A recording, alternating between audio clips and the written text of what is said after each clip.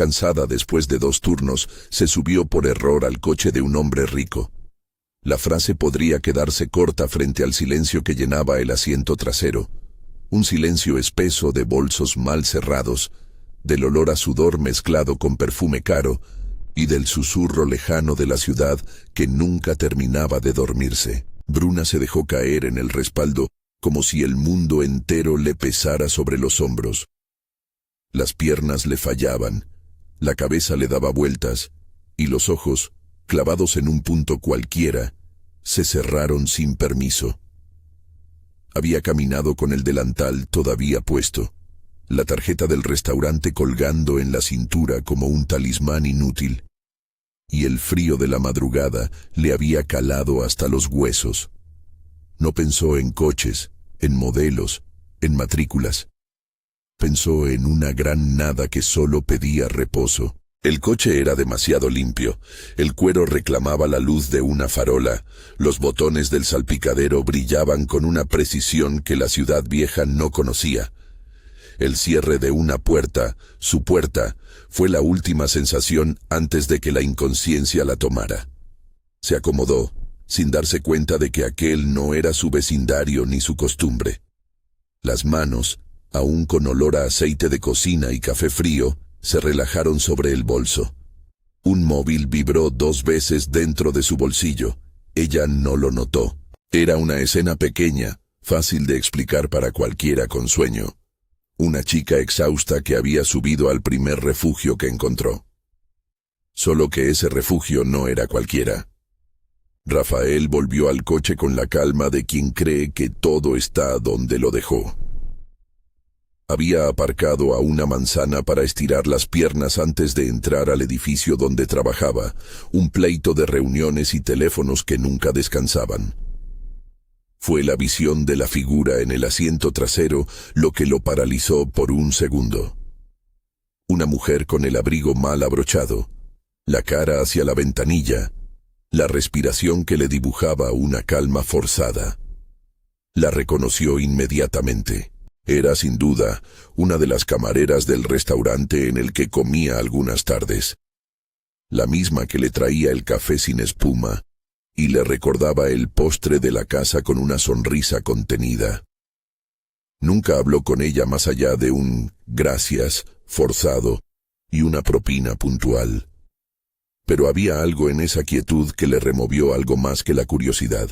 Cerró la puerta con cuidado, casi sin ruido, y esperó. Esperó a que despertara por sí sola. La observó. Las pestañas largas que se apoyaban en las mejillas con la ternura de quien no merece semejante descanso. Las manos con pequeñas marcas de trabajo. La piel un poco enrojecida por el frío y la falta de sueño. Miró el reloj. La madrugada llevaba horas muertas. Rafael encendió el motor por instinto. Una excusa para tener el coche caliente, y buscó en la guantera una manta ligera que llevaba por si alguna reunión se alargaba. La cubrió con su abrigo sin pensarlo demasiado. Algo en aquella fragilidad le exigió un gesto. Cuando ella abrió los ojos, fue a cámara lenta. El tiempo pareció fragmentarse. Un destello de sorpresa, la toma de conciencia de un error, la vergüenza que asomó en un rubor que se extendió por sus mejillas. «Lo siento», dijo ella al instante, recuperando algo del decoro que el cansancio había tendido a su alrededor. Su voz sonaba como arena. Intentó levantarse, pero las piernas no obedecieron con la rapidez de quien cree poder corregir un paso fallido. Rafael la tranquilizó con una voz que buscó no ser demasiado paternalista. «Tranquila, no pasa nada, no se preocupe». Utilizó formalidad apenas por reflejo, pero aquello no encajaba con la cercanía de sus manos al acomodarle mejor el abrigo. «¿Ha tomado algo?», preguntó, y su pregunta tuvo el calor de un cuidado que no era condescendiente. Ella negó con la cabeza y, en voz baja, explicó que venía de trabajar y que había perdido el autobús. En su discurso cabía la historia entera. 2 turnos seguidos, un descanso que nunca llegó realmente, el alquiler que se le comía la tranquilidad y los libros que esperaban ser comprados para la carrera que posponía. La primera embarrada de orgullo la impulsó a rechazar cualquier ayuda en voz alta. No quiero causar molestias. Pero la voz interior, la que decía, si me echo a dormir en una puerta cualquiera me pasará algo peor, la forzó a aceptar un vaso de agua que Rafael sacó de la nevera del coche. No había gesto de dinero ni de proyecto grandilocuente, solo una botella y una mirada que decía, estoy aquí. La decisión de Rafael de no avisar a la policía, ni de despertar a nadie antes de considerarlo, fue el primer sello que marcó la relación que nacía en esa madrugada. Podía haber sido una anécdota que se diluyera con el día, una charla en recepción, una nota al restaurante, una propina más para la chica que durmió a mi lado por la noche. Pero no lo fue. Él la acompañó hasta la puerta de su edificio en un coche que olía a madera nueva y a mentas, y dejó que ella le negara el número con una tímida excusa. No son cosas que... Se marchó con la promesa. Apenas murmuró, si necesita algo, llámeme. Ella se quedó con la sensación de haber perdido una línea de separación entre la vergüenza y el alivio. Al día siguiente la ciudad siguió su ritmo implacable. En la cocina minúscula del piso compartido, entre platos sin lavar y una bolsa con pan dura, Bruna intentó recomponer su orgullo. Jessica estaba en el sofá, envuelta en una manta, mirando su teléfono con el gesto habitual de quien busca distracción. Amanda doblaba ropa con la precisión de alguien que no puede permitirse paciencia. ¿Estás bien?, preguntó Jessica sin mirarla, porque en el piso compartido no se pregunta por protocolo, sino por sobrevivencia. Sí, respondió Bruna, y el sí venía empaquetado. Cansancio, vértigo, la memoria de un abrigo ajeno sobre sus piernas. No dijo más. Guardó el episodio en un bolsillo profundo, como quien guarda un secreto con la intención de abrirlo, solo si alguien lo exige. El trabajo, sin embargo, no espera secretos. El restaurante era una máquina afinada para exprimir horas y sueldos. El gerente, hombre de cuerpo ancho y mirada perpetuamente calculadora, olía a colonia barata y a amenazas veladas. Bruna, necesitamos que te quedes hasta las 11. Ha habido cancelaciones, y tengo que cubrir mesas. Lo dijo como quien entrega un encargo y espera cumplimiento, sin conversación. Bruna pidió lo mínimo, un descanso entre turnos, un poco de tiempo para respirar. La respuesta fue un bufido y una frase que volvió a clavarse como un alfiler. Si no puedes con esto, al menos sé profesional al marcharte. Hay cientos esperando tu puesto. Seu Carlos, el cocinero mayor que la veía como una hija, intervino con una mano en el hombro del gerente, lo justo para no provocar un incendio, pero suficiente para que la amenaza dejara de sonar directa. Déjala, João. Está hecha polvo. Le vamos a dar la mesa de siempre y que salga a las 9. Bruna agradeció con la fatiga de quien evita conflictos y sigue cuidando el hilo por el que se mueve su vida. El día a día se convirtió en una coreografía de agarres. Agarrarse al trabajo para pagar el alquiler, agarrarse a la esperanza de estudiar para no dejar que la vida se deshaga. En las cajas del cuarto compartido, los apuntes acumulaban polvo. Pedagogía, una carrera que Bruna quería empezar desde hacía años, una semilla que se le erguía dentro con todas las dificultades. El plan era sencillo en su mente y complicado en la realidad. Ahorrar, pagar matrícula, organizar horarios. En la práctica, pagas de alquiler que se comían más de la mitad del sueldo, facturas, pequeños imprevistos. Era un proyecto que se tambaleaba. Mientras tanto, Rafael apareció otra vez en su vida como un hilo que no se podía cortar de un tirón. Llegaron los mensajes cortos al móvil. Un ¿cómo estás?, enviado a una hora inocente. Una fotografía de un plato de sushi con un pie de foto que decía, probé el que me hablaste. Una nota discreta con recomendaciones de una librería de segunda mano. Al principio Bruna respondió con la misma precaución con la que se responde a una persona que podría ser un cheque en forma humana. No era fácil aceptar atenciones sin sentir la punta afilada de una deuda. Pero los gestos de Rafael no tenían la pesadez de una moneda. Eran pequeñas maneras de ver y recordar. En su despacho, cuando tenía un rato libre, miraba a través de la ventana y pensaba en la chica que siempre le servía el café. Fue quizá el conocer demasiado de la vida de otro lo que lo movió a intentar algo que no fuera la simple caridad. En las semanas siguientes, sus interacciones siguieron un ritmo que respetaba el tiempo necesario. Mensajes esporádicos que no pedían nada. Una vez un ramo de flores dejado en la puerta del restaurante con una nota que decía: «No para comprar tu silencio, solo para agradecer que existes».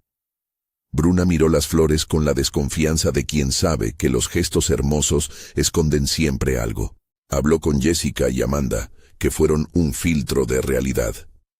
«Que te regale flores no es pecado», dijo Amanda con la franqueza de quien admite que lo práctico no rima con romanticismo.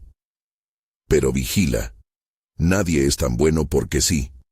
Bruna asintió. Sus amigas le daban la prudencia que le faltaba cuando su corazón quería creer. A cambio de esas atenciones, Bruna ofrecía su tiempo real. Conversaciones que derribaban muros, confesiones pequeñas sobre libros que no se habían podido comprar, sobre el sueño de estudiar. Rafael escuchaba con la atención de quien ha perdido por completo el hábito de escuchar. Más tarde admitiría para sí que aquella escucha fue la semilla de su empatía. No se trataba de una compra rápida por un favor, sino del reconocimiento de una dignidad. En el restaurante la presión aumentó. El gerente pedía rendimiento, el tiempo de descanso se pellizcaba, las propinas se repartían como si fueran migas. Una noche, después de cobrar menos por una mesa que había cancelado parte del menú, Bruna recibió un mensaje de Rafael. «¿Quieres que te recoja y te lleve algo de cenar?» Ella miró el reloj. Eran las 12:30. El cuerpo corpóreo le hablaba en un idioma que no tenía prisa por traducirse.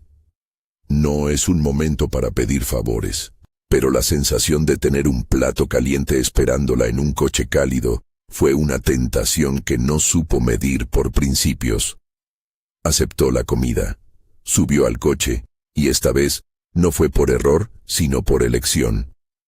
Hubo un breve silencio mientras él condujo por calles donde la luz era más suave y el tráfico, poco que lo obligase a prisa.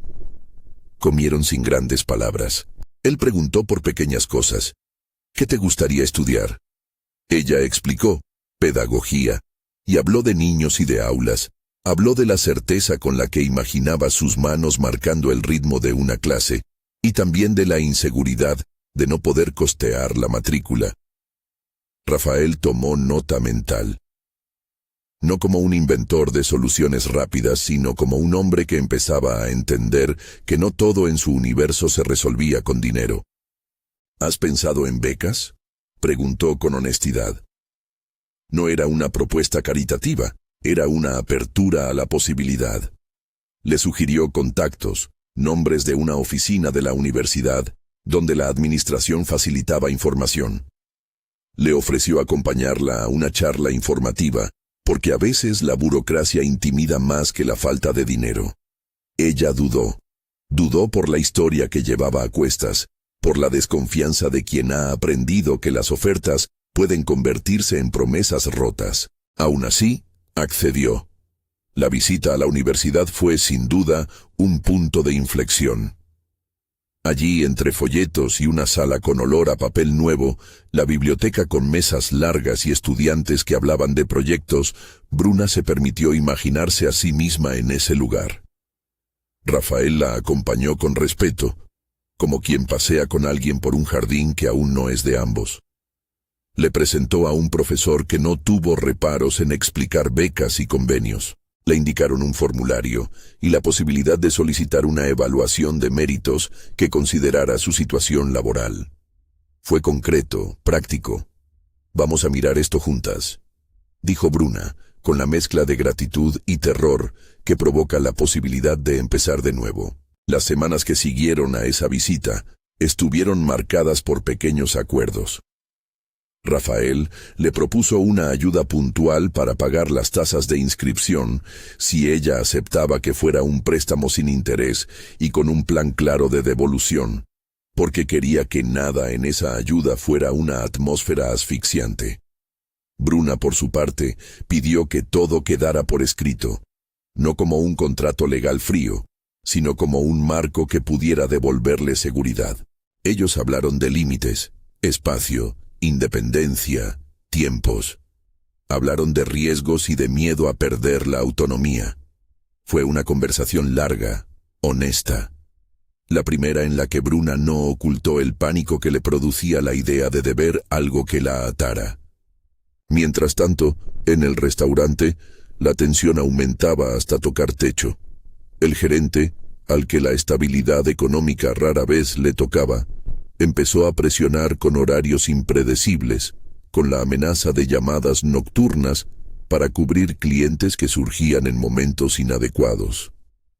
Ser flexible es lo que te distingue, decía, como una sentencia. Seu Carlos la defendía cuando podía, pero su voz no siempre era escuchada. Una noche, después de un altercado en el que el gerente le redujo las horas y le dijo que su puesto era prescindible, Bruna salió a la calle con la sensación de que la ciudad se había cerrado sobre ella. Esa noche fue la que la empujó a leer 2 veces el correo donde la universidad le confirmaba la evaluación de su expediente y la posibilidad de una ayuda parcial por méritos. Todo parecía empujarla en direcciones contradictorias. Dejar el trabajo era sacrificar el único ingreso estable. Quedarse significaba permitir que su salud y sus sueños se murieran de desidia. Entre medias, Rafael ofrecía su mano con la discreción de quien pide permiso para entrar en una casa ajena. Proponía: ven a mi casa solo para descansar si lo necesitas, no para quedarte. Un par de noches nada más hasta que arregles lo del turno. Bruna sintió el peso de esa frase. No era una oferta de compra, era una propuesta concreta que permitía mantener su libertad. Pero aceptar implicaba admitir una vulnerabilidad que para ella era nueva y difícil de sostener ante sí misma. En su cuarto, entre libros y calcetines que nunca parecían tener pareja, Bruna respira hondo.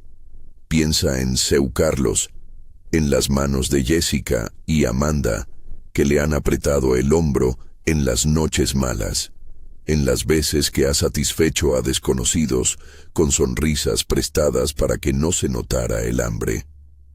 Pensó en la sensación de haber dormido en un coche que no era suyo, y en la manta que le cubrió la primera vez que se despertó. No quiere deber nada que le comprometa, pero tampoco ignora que sin una mano que la empuje con sentido práctico, su sueño de estudiar puede seguir siendo solamente eso, un sueño. Mientras tanto, Rafael despierta a su propio conflicto. En su mundo, donde las puertas estaban siempre abiertas a acuerdos y contratos, se siente extraño ante el misterio de no poder comprar confianza. Tiene dinero, recursos, el acceso que la mayoría no posee. Pero también sabe lo que es la soledad de una casa grande y la facilidad con la que la gente confunde gestos generosos con la compra de afecto. Se pregunta, con honestidad, si lo que le mueve no es otra cosa que el deseo de corregir una culpa antigua, la de no haber estado cerca cuando su familia necesitó de él. Mira las fotos en su despacho y se pregunta cómo ser útil sin invadir. Las llamadas de la universidad confirman que con la ayuda de Rafael, con su intermedio y con un dossier bien presentado, Bruna puede conseguir la admisión en un curso de pedagogía con una beca parcial. Es una buena noticia que llega con la amargura típica de todo avance. Aún habrá cuotas, aún habrá que organizar horarios para compaginar trabajo y clases. En la vida real, las soluciones rara vez llegan sin condición. Siempre piden un precio en horas, en paciencia, en la voluntad de adaptarse. La presión en el restaurante se intensifica hasta que una noche, después de un servicio interminable, el gerente la llama a su despacho. Es una escena que Bruna anticipa con la claridad con la que se espera el golpe de la lluvia. Tienes que elegir, Bruna. Si vas a la universidad, no me sirve que lo combines con este puesto. Aquí necesitamos gente comprometida, y yo no puedo estar esperando por si te vas a formar. La amenaza es un cuchillo disfrazado de argumento profesional. Bruna siente cómo se le encoge el estómago. Sabe que estará ante una decisión que no admite medias tintas. Sale del despacho con las manos frías y el corazón a punto de romperse. Llama a seu Carlos, que la recibe con un abrazo que no necesita palabras. «No hay que correr, chica», le dice, «pero tampoco puedes perderte». Le propone una solución práctica. Hablar con un sindicato, pedir asesoría, cosas reales. Pero también le dice la verdad. Si sigues allí, te prometo que tarde o temprano te van a exprimir hasta que no puedas con nada. Sus palabras no son acusaciones, son advertencias de quien ha visto el desgaste cobrar vidas antes que sueldos. Esa noche Bruna se sienta en el sofá del piso compartido y contempla sus apuntes. Entre las hojas hay un papel doblado, el número de teléfono de Rafael guardado en su móvil bajo un nombre que no le gustaba, R. Respiró hondo y marcó. La llamada fue breve. No dijo, ayúdame, con la urgencia de quien pide rescate. Dijo, me ofrecieron reducirme horas si me comprometo a trabajar fines. No sé si puedo mantener las clases. Silencio. Luego la voz de Rafael, suave. Si decides que necesitas dejar ese puesto para cuidar de tus estudios, podemos planearlo. No es algo que quiero imponer. Hablamos de plazos y de garantías. Yo no voy a asumir nada que te haga sentir empequeñecida. Aquellas palabras, dichas a través de una conexión telefónica, resonaron como una promesa y como una amenaza a partes iguales. Bruna durmió con la mente dividida entre la gratitud y la sospecha. La ciudad seguía su marcha implacable, indiferente a las encrucijadas personales. Y sin embargo, algo había cambiado de manera irreversible. La posibilidad de un futuro distinto había salido del terreno de lo imaginado para convertirse en una opción concreta. Era una bifurcación que exigía valentía. Las semanas siguientes transcurrieron como una cuerda que se tensa, un equilibrio entre la precaución y la apertura, entre el trabajo que aprieta y la universidad que ofrece respiro. Rafael mantuvo una presencia que no era asfixiante. Mensajes, llamadas, regalos prácticos. Unos zapatos nuevos que Bruna tardó en aceptar porque simbolizaban otra vez una idea de deuda. Aceptó los zapatos tras poner condiciones. Ella los pagaría a plazos simbólicos, devolviendo esa ayuda con pequeñas tareas que le permitieran mantener su orgullo intacto. Él aceptó. Nadie firmó un contrato, pero se trazaron límites. Fue un acuerdo tácito donde se dejó claro que la dignidad de Bruna era inviolable. Una noche, después de una conversación larga, en la que la ciudad parecía escucharlos desde la ventana, Rafael la invitó a tomar algo en un bar pequeño donde la luz era tenue y las conversaciones parecían pedir discreción. Ambos hablaron de lo que los asustaba, la dependencia, la pérdida de autonomía, el miedo de que la ayuda se convirtiera en una red que impide volar. Bruna habló con transparencia. Temo que esto acabe siendo una jaula. Él asintió con la solemnidad de alguien que no piensa en respuestas fáciles. No quiero eso, dijo. Quiero que puedas moverte libre, no atada a mi nombre. Sus palabras no borraron la tensión, pero pusieron en la mesa la premisa. Todo debía ser conversación, nunca imposición. Esa noche hubo un beso que llegó como consecuencia de una emoción compartida, no como compra de afecto. Fue un beso breve, con el sabor del respeto y del consentimiento, con la promesa tácita de que ningún gesto íntimo vendría sin diálogo previo. Regresaron caminando por calles donde los faroles trazaban caminos de luz amarilla, sin grandes gestos ni escenas televisivas, solo dos personas encontrándose en la complejidad de sus propias vidas. Y aún así, el mundo no detuvo su ritmo. El gerente no retiró sus exigencias, al contrario, la presión aumentó. Los turnos se multiplicaron, las condiciones empeoraron y la comunidad del restaurante atomizaba la resistencia a base de cansancio. En una de esas jornadas, Seu Carlos tuvo que sustituirla en una mesa por una lesión menor. Cuando Bruna regresó a casa, halló una nota en la cocina. Piensa en lo que quieres. Si vas a por la universidad, me respaldas. Era la voz de una amiga, de quien había visto el desgaste en sus manos. Y entonces llegó la oferta que no cerraba nada, pero situaba el conflicto en un punto de no retorno.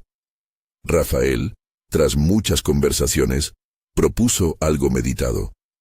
Puedo ofrecerte alojarte en mi piso temporalmente mientras formalizas la matrícula y arreglas tu salida del restaurante. No es para siempre. Podemos poner un límite de 3 meses, revisable. Firmamos un acuerdo en papel, con condiciones. No quiero que sea un favor sin fin.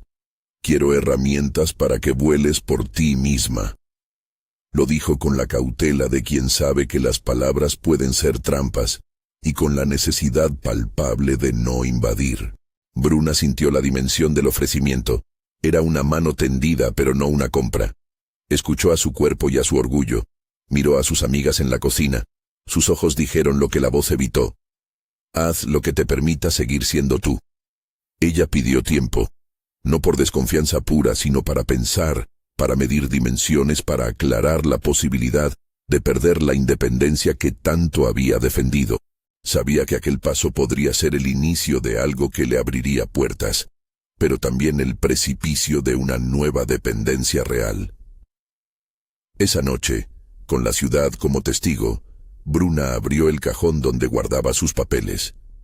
La ficha de inscripción, los presupuestos, el cálculo de las horas compatibles con clases.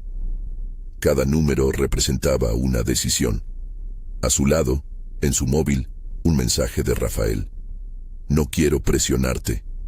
Tómate tu tiempo, estoy aquí. El mensaje tenía la ligereza de quien intenta no asustar, pero también la firmeza de quien sostiene una promesa. La historia no estaba cerrada. El camino que había comenzado con un error, subirse por equivocación al coche de un hombre al que apenas conocía, se había transformado en un laberinto de posibilidades. Había gestos de cuidado, negociación de límites, la creciente fuerza de un sueño que reclamaba espacio. Y por primera vez en mucho tiempo, Bruna se permitió mirar hacia adelante sin sentir que todo aquello era una concesión a la supervivencia. La decisión que debía tomar se acercaba con la paciencia de un reloj que no se puede detener. Debía elegir entre defender el status quo que le daba un sueldo pero poco futuro, o aceptar la ayuda y la incertidumbre de un nuevo comienzo. Mientras la noche cerraba sus ojos sobre la ciudad y las luces de los últimos coches desfilaban, Bruna encendió la lámpara de su mesita. A su lado, los billetes cuidadosamente doblados parecían contener más que dinero. Guardaban la posibilidad de un cambio. Al otro lado, en su casa, Rafael repasó mentalmente los límites que quería mantener. No quería ser el hombre que decidía por otro. Quería ser quien ofrece trayectos, no quien impone destinos. Le preocupaba el equilibrio entre proteger y poseer. Le preocupaba también la velocidad con la que la confianza podía volverse rutina y entonces convertirse, sin querer, en obligación. El mundo alrededor seguía siendo un lugar de urgencias, con la presión constante del gerente, la necesidad de pagar facturas, la fragilidad de los lazos que se forman por necesidad. Nada prometía soluciones rápidas, pero el error de una noche, un abrigo, un coche ajeno y la decisión de esperar en silencio habían inaugurado una trama que no se resolvía en una sola escena. Había conversaciones que aún no se habían dicho, acuerdos que no estaban firmados y miedos que no habían sido nombrados. Y mientras Bruna se preparaba para afrontar el próximo turno, con los pies aún cansados y el pensamiento clavado en la posibilidad de dejarlo todo, una notificación apareció en su teléfono. Un correo de la universidad confirmando la concesión parcial de la beca y la fecha para formalizar la matrícula. Era la puerta. Por debajo de la puerta, la luz de una nueva mañana asomaba tímida. Fue en ese instante cuando su móvil volvió a vibrar. Un mensaje breve de Rafael, 3 palabras que parecían simples y a la vez determinantes. Te espero. El mensaje de Rafael rompió la quietud de la habitación, como quien abre una ventana y deja entrar aire frío y claro. Te espero. Bruna lo miró un rato sin responder. La frase simple tenía un peso que no era solo de palabras. Era una oferta que se sostenía con plazos y condiciones, con papeles y límites, con promesas hechas de respeto.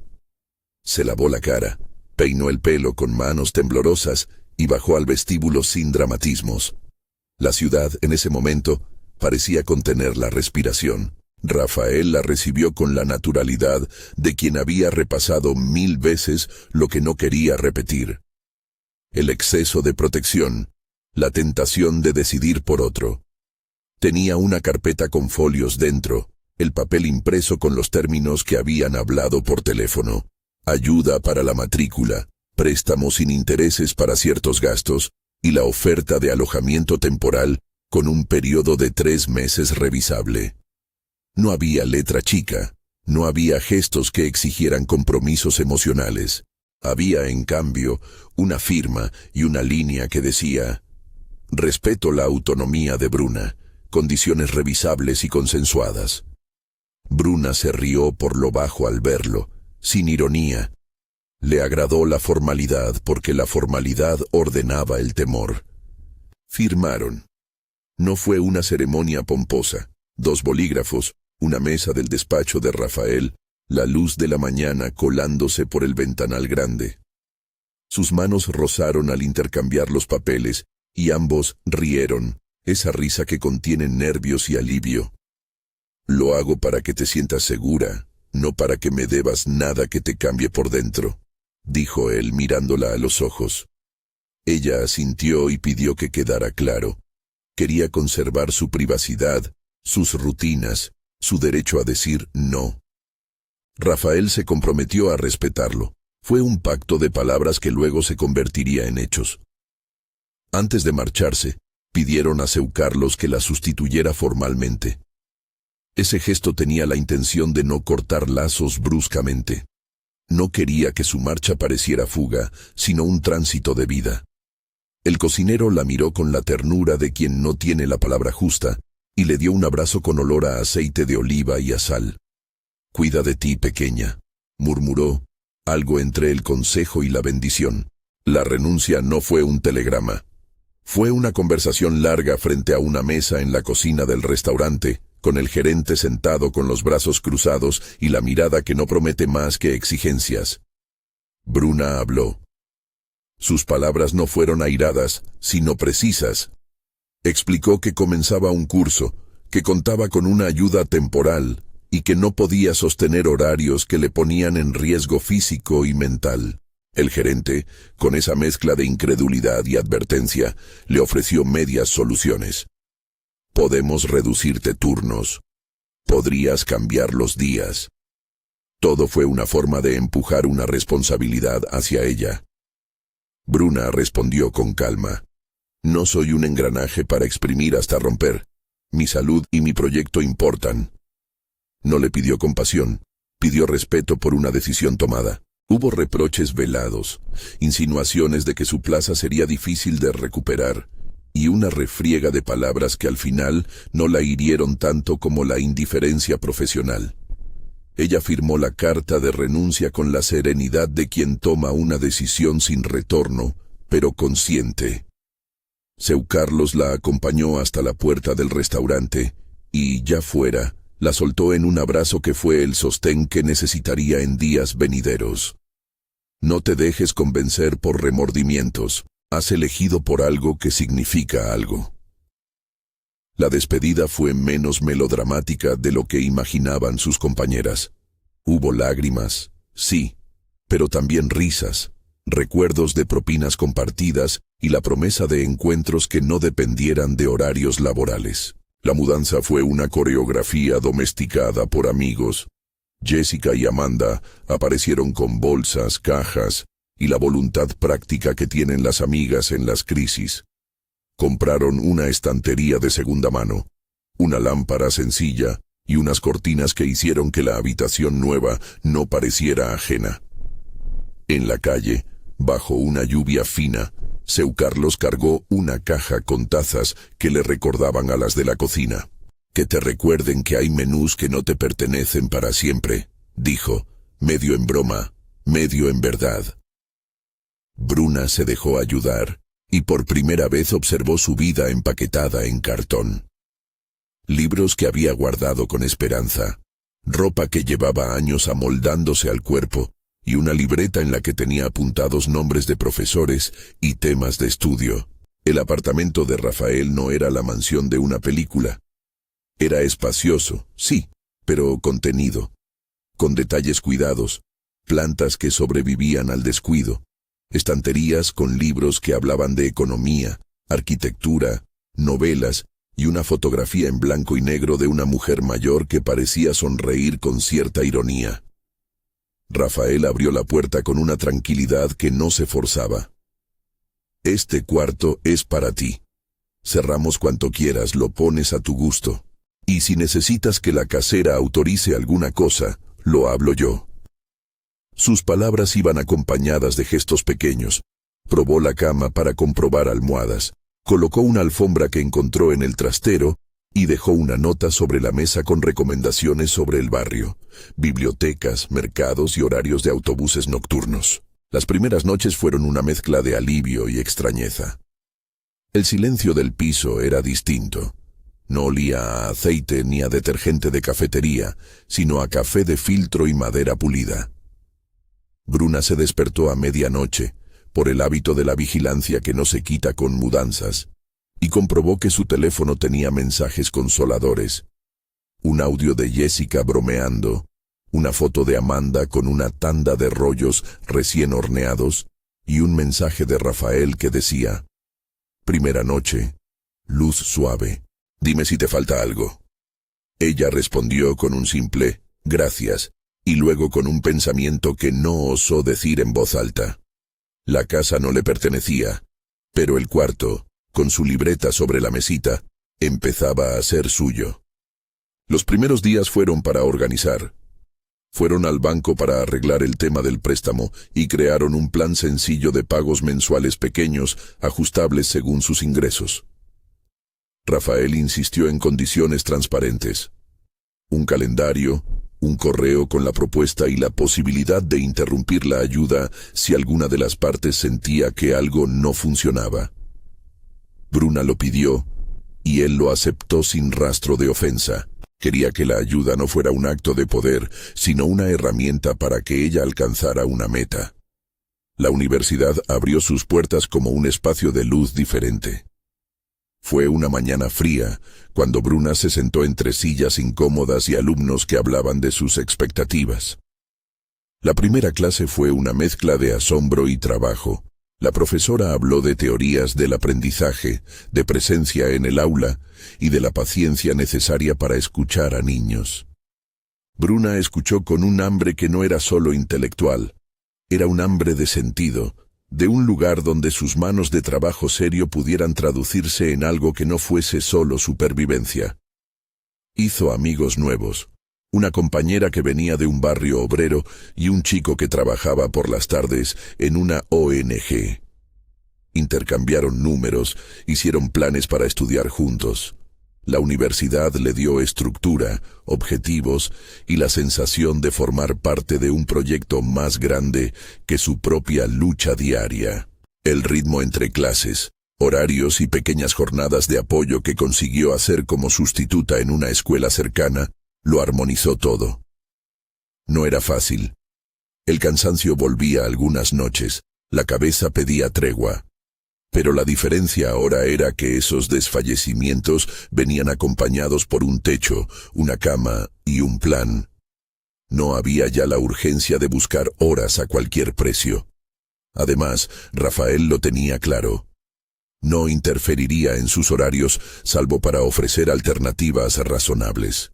Si ella necesitaba estudiar de noche, El piso se acallaba. Si había exámenes, Rafael se ofrecía a preparar túpers de comida para que ella no perdiera tiempo en cocina.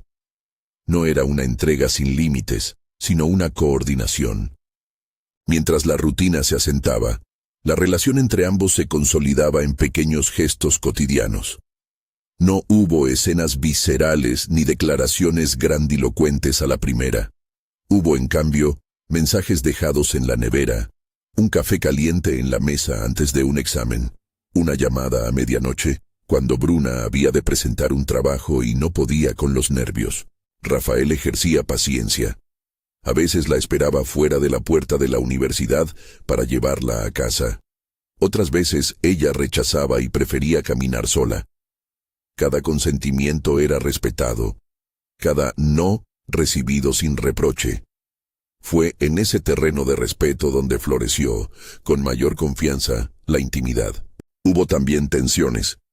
La visibilidad de su nueva vida llamó miradas y comentarios. En el barrio, algunos vecinos hicieron preguntas que sonaban a curiosidad más que a malicia. Hubo quien miró con ceño cuando la vio salir del coche de Rafael por la mañana. En la universidad, algunos especularon por ver a una estudiante que llevaba ropa más cuidada y se preguntaron por el origen.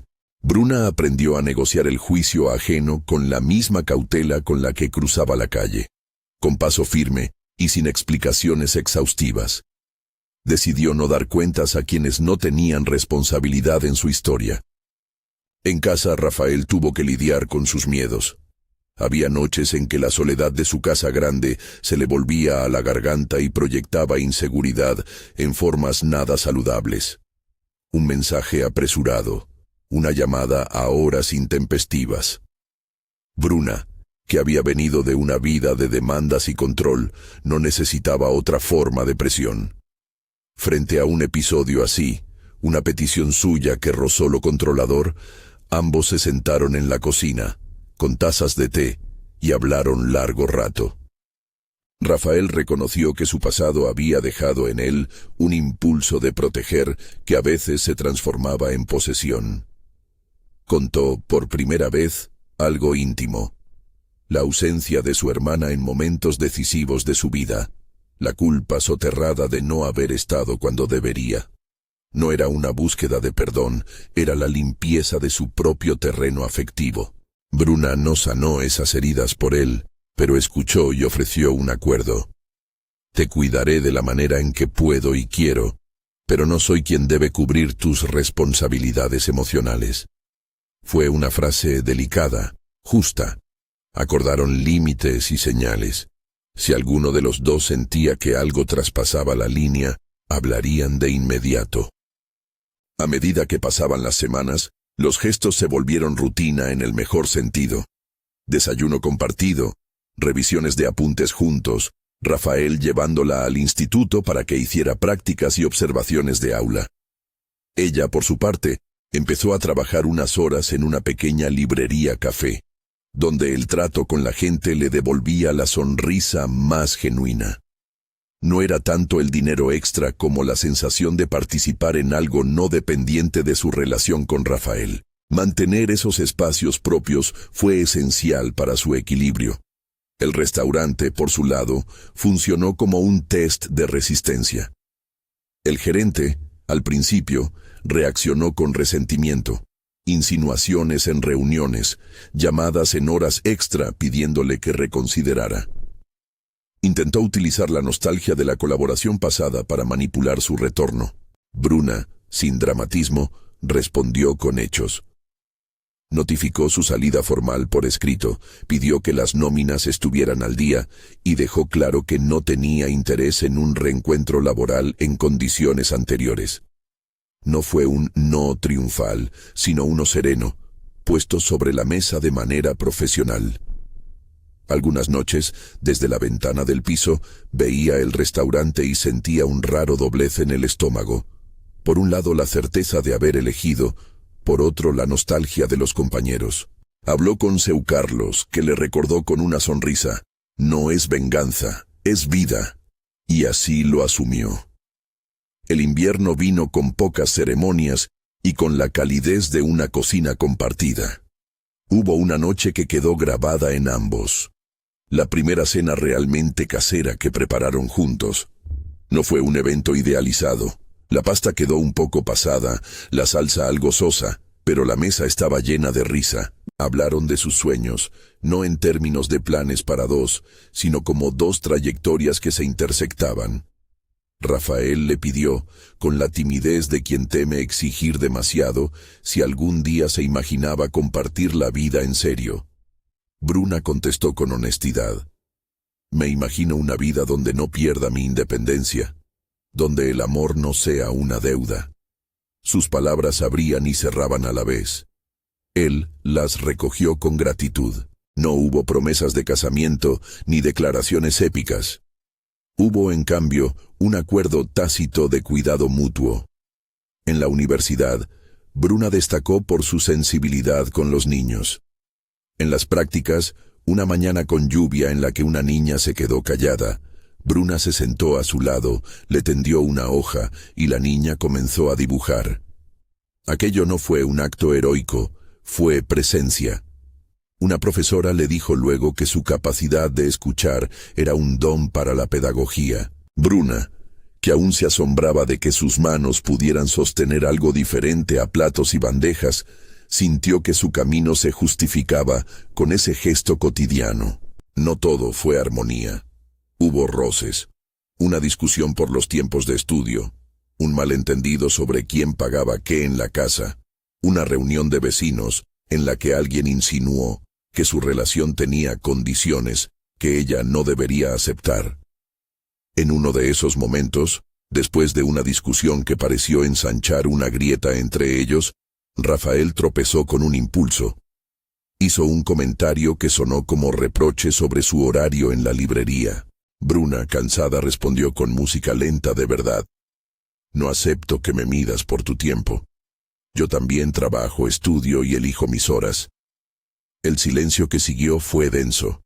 A la noche, ambos se sentaron en el salón con los pies descalzos y hablaron. Fue una conversación honesta que abordó miedos. Él admitió miedo al abandono, ella la necesidad de libertad. Al final, sellaron la discusión con un acuerdo. Más comunicación, menos suposiciones. Con el paso de los meses, se hicieron visibles los frutos de su decisión. Bruna recibió una nota de la universidad informando que había sido seleccionada para colaborar en un proyecto pedagógico de verano. Una experiencia remunerada que le permitiría reducir la deuda sin depender exclusivamente de Rafael. Lloró en el baño, sola, porque era la confirmación de que su trabajo y su constancia daban frutos. Rafael, al verla, no se regodeó en la felicidad ni la usó como trofeo. La celebró con discreción y se ofreció a ayudarla con la logística del proyecto. Fue un apoyo práctico. Diseñaron juntos un calendario que supiera compatibilizar sus obligaciones. La intimidad entre ellos se profundizó con el ritmo de lo cotidiano. No fue una escalada dramática. Fueron tamborazos suaves, la una mano que busca la otra mientras cortaban cebolla, la conversación que se alarga hasta la madrugada, el consentimiento explícito repetido en besos que ahora tenían otro peso. Hubo un momento de ternura que ambos recordaron, una noche en que Bruna, exhausta después de un examen, volvió a casa con las manos temblorosas y se dejó caer en el sofá. Rafael encendió la estufa y le preparó una infusión. Antes de besarla, le preguntó con cuidado, ¿puedo? Ella sonrió y contestó, siempre puedes, pero respeta cuando diga basta. Él asintió y el beso fue, como siempre habían querido, un acto compartido. Mientras tanto, la relación con las amigas se reconfiguró. Jessica y Amanda, que habían temido por su amiga, vieron cómo la Bruna que había empezado a ser la que conocían, la de antes, con la diferencia de una nueva serenidad. Hubo cenas en su piso, noches de películas y conversaciones sin prisa. En una de esas veladas, Amanda la miró serio. ¿Crees que hubieras podido hacerlo sola? Bruna pensó un momento y dijo la verdad. Quizá no. Pero lo que me sostiene no es que me hayan ayudado, es que me he levantado cada vez que caí. Sus amigas acogieron la respuesta con abrazos largos. Hubo también encuentros con la familia de Rafael, tímidos y cuidadosamente organizados. Conoció a una tía que hacía pasteles y que miró a Bruna con cariño comedido. Conversaron sobre literatura y, sin grandes declaraciones, la tía le dijo que era una buena compañía para su sobrino. Esos momentos le enseñaron a ella que Rafael no era un ente abstracto. Tenía vínculos, pasado y una red que no buscaba invadir. Rafael, por su lado, poco a poco fue integrando su vida privada con la de ella sin convertirla en un objeto de exhibición. Un día, casi sin avisar, el restaurante donde había trabajado convocó a una reunión general. Era una llamada inesperada y algunos la interpretaron como un intento de reconciliación, otros como una coartada de negocio. Bruna decidió ir. Quería cerrar ciclos con dignidad y, sobre todo, mirar a los ojos a quienes había dejado atrás. En la reunión, el gerente habló de necesidades del negocio y de reorganizaciones. Bruna intervino con firmeza. Agradeció la oportunidad que le había brindado, habló de aprendizajes y pidió que se reconociera el derecho de los trabajadores a condiciones justas. No fue una diatriba sino una intervención adulta que dejó en evidencia que su renuncia no había sido un acto de rencor, sino una decisión de vida. Algunas cabezas bajaron, otras se mantuvieron. Los meses se estiraron en un vaivén de pequeños triunfos y decisiones sensatas. Hacia el final del primer año académico, Bruna preparó una exposición con los trabajos de su clase, proyectos sobre metodologías y actividades para niños. Invitó a sus amigas y a Carlos. Rafael, presente entre el público, la miró con esa mezcla de orgullo y ternura que arranca al aire una pequeña fisura de emoción. Cuando terminó, los aplausos fueron breves. Se sintió durante unos segundos como si su vida se hubiera ensamblado de piezas rotas que ahora encajaban. El relato de su transformación no fue lineal ni impecable. Hubo tropiezos, días en que la ansiedad la visitó, momentos en que las dudas sobre su independencia asomaron la cabeza. Pero lo que cambió fue la arquitectura de sus decisiones. Ahora era ella quien dirigía la película. Rafael era un personaje importante, pero no el protagonista único. Habían aprendido a hablar de finanzas, de tiempos y de deseos. Habían hablado de hijos, de carreras y de horizontes. No definieron un futuro concreto en términos de matrimonio o hijos. Definieron, en cambio, acuerdos. A medio plazo, planeaban fusionar algunas responsabilidades del hogar. A largo plazo, cada uno mantendría espacios de autonomía. Al acercarse el final del período acordado de 3 meses de ayuda, ambos se sentaron a revisar lo pactado. Habían cumplido con el calendario de pagos. La ayuda había sido amortizada en parte por la beca y por los ingresos de Bruna. Revisaron gastos, hablaron de un nuevo plan y de cómo regular la convivencia si decidían seguir juntos. La conversación fue adulta.